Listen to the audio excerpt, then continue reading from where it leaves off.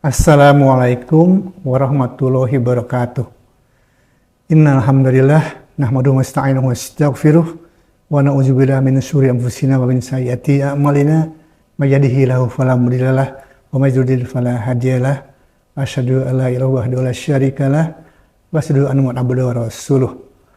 Puji dan syukur milik Allah semata yang telah memberikan karunia kepada kita sekalian, menganugerahi kita kehidupan, kesehatan, dan kesempatan untuk bertemu dengan bulan Ramadan 1447 Hijriah.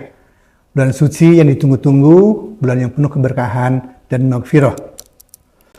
Man shoma Ramadana imanan wa ihtisaban ghufira lahu ma taqaddama min dzambih. Selanjutnya, Rasulullah SAW juga bersabda, "Idza jaa Ramadanu futihat abwabul jannah wa ghuliqat abwabul nar wa sufidatis syayatin." Sering timbul pertanyaan, mengapa di bulan yang setan-setan dibelenggu masih saja manusia yang melakukan kemungkaran, kemaksiatan? Atau kalau kita tujukan pada diri kita sendiri itu lebih baik, mengapa kita masih berbuat dosa di dalam masa yang seharusnya tidak lagi setan yang menggoda? Mengenai ungkapan setan-setan dibelenggu pada bulan Ramadan itu ada beberapa penjelasan. Yang pertama, itu merupakan kiasan saja. Yang sesungguhnya adalah Allah mengurangi kekuatan setan di dalam menggoda manusia sehingga umat Islam lebih mudah beribadah dan terhindar dari perilaku maksiat. Yang kedua, pada bulan ini setan tak mampu mengakses info langit. Kita tahu bahwa dalam masa turunnya wahyu, setan-setan sering cari info, mendengar dari kabar dari langit, tetapi Allah menguncinya sehingga terjaminlah keautentikan dari wahyu Allah. Yang ketiga, setan tak leluasa menggoda manusia yang sibuk beribadah, melakukan saum, melakukan tadarus, berzikir, dan berbagai ibadah lainnya.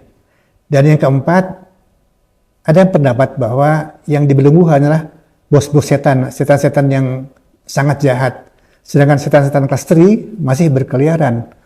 Walaupun kelas 3, setan sangat powerful, ya, dia dapat menjuruskan manusia, menjerumuskan manusia untuk berbuat mungkar dan maksiat. Lalu bagaimana cara kita melawan godaan setan? Para ulama mengatakan, pertama, lakukan isti'azah, berlindung kepada Allah. Ucapkan, a'udzubillahi minasyaitonirrajim. Kedua, tingkatkan ibadah, baik yang fardu maupun yang sunnah, dan rutin bertaubat. Yang ketiga, doa dan ayat tertentu itu dapat dibaca yang menjadi pelindung kepada Allah untuk terhindar dari godaan setan. Seperti ayat kursi, surat Al-Falaq, surat An-Nas. Kemudian kita sebutkan jalan setan dengan berpuasa.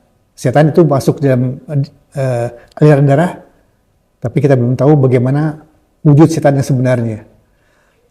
Yang kelima, tingkatkan sifat ikhlas. Manusia yang mukhlis itu akan sangat sulit digoda oleh setan, iblis. Berikutnya, hindari tempat dan situasi maksiat. Termasuk dalam hal ini adalah tempat-tempat di dalam dunia maya, situs-situs yang menawarkan konten-konten yang tidak baik, ya itu harus kita hindari.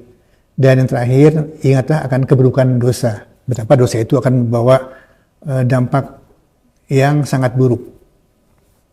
Sesungguhnya tanpa digoda pun manusia masih bisa membuat kemaksiatan, oleh karena di dalam diri manusia ada pemicu dan pendorong keburukan, yaitu nafsu, kemudian ada yang kebiasaan buruk, dan masih ada setan-setan manusia. Sifat setan adalah hanya menggoda, membujuk, membisiki. Mereka tidak pernah mampu untuk memaksa umat manusia. Walaupun begitu, sebaiknya kita tidak pernah menantang setan, ya, oleh karena mereka sangat kuat. Sebaiknya hindari dan jauhi. Tugas setan hanya satu, misi setan hanya satu di dunia, yaitu menggoda manusia agar sebanyak mungkin akan menemani mereka di dalam neraka Jahannam. Barangkali hanya Sayyidina Umar bin Khattab yang berani menentang dan ditakuti oleh setan. Allah sudah berfirman di dalam Al-Quran, ada doa yang bisa kita lafalkan kalau kita ingin terlindung dari bisikan setan, yaitu di dalam surat Al-Mu'minun ayat ke-97 dan 98. Wa qul rabbi a'udzubika min hamazatis syayatin a'udzubika rabbi ayyahdurun. Dan katakanlah, ya Tuhanku, aku berlindung kepada Engkau dari bisikan-bisikan setan, dan aku berlindung pula kepada Engkau, ya Tuhanku, agar mereka tidak mendekati aku. Inti dari saum adalah pengendalian diri. Kita tidak boleh melakukan perbuatan-perbuatan yang sebetulnya di luar bulan Ramadan itu diperbolehkan, ya. Mubah, seperti makan, minum di siang hari, atau berhubungan suami istri di siang hari. Tetapi dalam bulan Ramadan, di antara waktu subuh hingga maghrib, itu semua perbuatan haram yang dapat menyebabkan batalnya saum kita.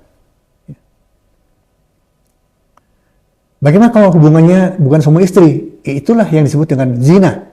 Ya, perbuatan yang sangat buruk, yang merupakan dosa besar, yang tidak bisa dihapus dengan hanya berpuasa. Oleh karena saum itu hanya menghapus dosa-dosa kecil saja. Sedangkan dosa besar harus kita hapus dengan bertobat nasuha. Ya, betul-betul taubat, kemudian menyesali perbuatan kita, membencinya, dan berjanji tidak akan sekalipun juga melakukan perbuatan itu. Bahkan mendekati zina pun itu Allah larang, ya. Wala taqrabuz zina, ya. Dan janganlah engkau mendekati zina. Ya. Makan dan minum untuk orang-orang seusia kita barangkali tidak terlalu sulit untuk ditangkal, diatasi.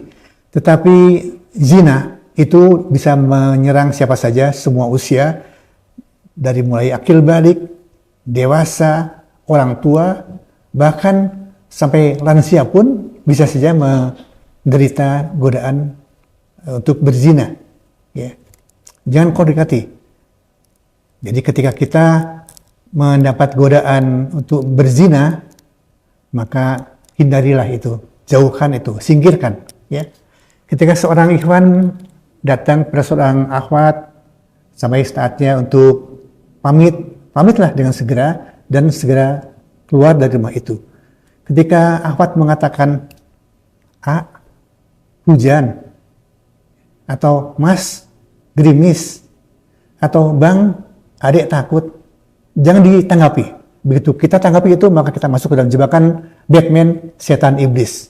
Segera keluar, ya. Kita langsung tinggalkan dan kembali ke rumah kita. Setan tidak pernah berhenti.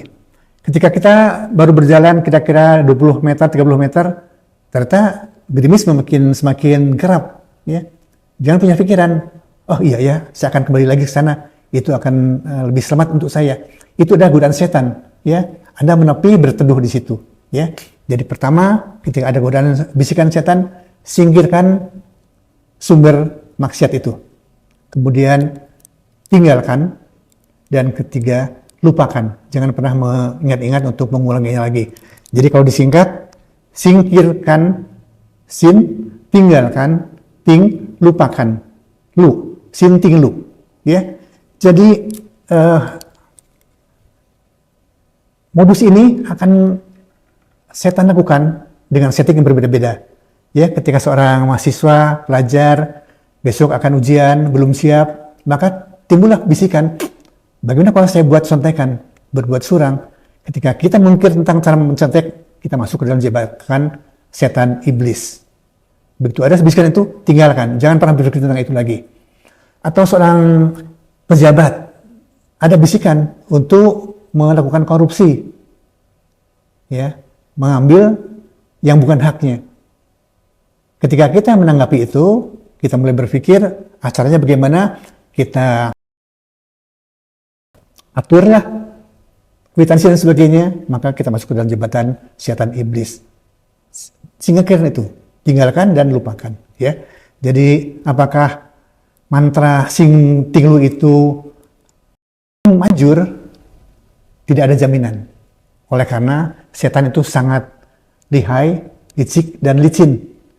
Setan akan memakai satu cara untuk menjebak manusia. Dan secara teori, peluang setan untuk menang itu besar sekali.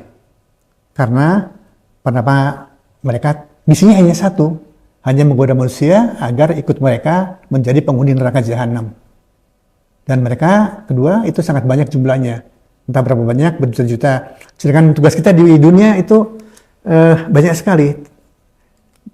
Mungkin kita menuntut ilmu, mencari nafkah, menghidupi keluarga, menyayangi keluarga, dan kegiatan-kegiatan sosial yang lainnya. Sehingga paling baik untuk kita adalah menjauhi bisikan setan. Oleh karena itu, saya mengajak teman-teman di IKPN Unpad, mari kita senantiasa mengingat Allah, zikrullah. Dan zikrullah yang terbaik adalah membaca Al-Quran. Ya. Barangkali itu yang bisa saya sampaikan. Mudah-mudahan ada manfaatnya untuk diri saya sendiri.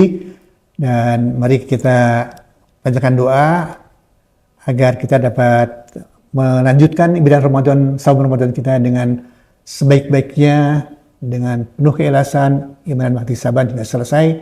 Semoga Allah ampuni semua dosa kita dan jadikan kita semua melalui ibadah saum Ramadan hambanya yang bertakwa. Billahi taufiq wal hidayah. Wassalamualaikum warahmatullahi wabarakatuh.